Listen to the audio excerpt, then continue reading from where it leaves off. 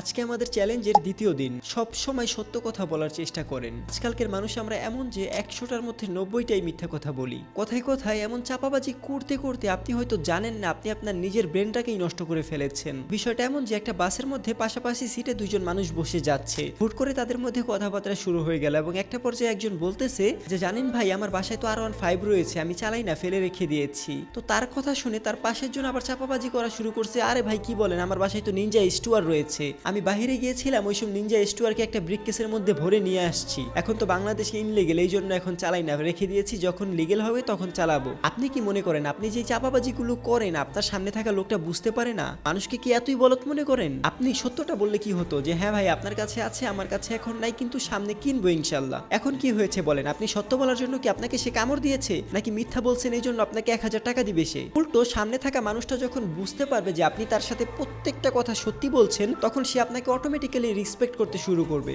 শুধুমাত্র 100টা দিন কোনো মিথ্যা ছাড়া সত্যি কথা বলে দেখেন। যদি তারপর আপনার মনে হয় যে আপনার জীবনে অনেক কিছু উন্নত না হয়ে আপনার অনেক বড় লস হচ্ছে, তাহলে আপনি আগের মতো আবার চাপাবাজি করিয়েন, সমস্যা নেই। আল্লাহ হাফেজ।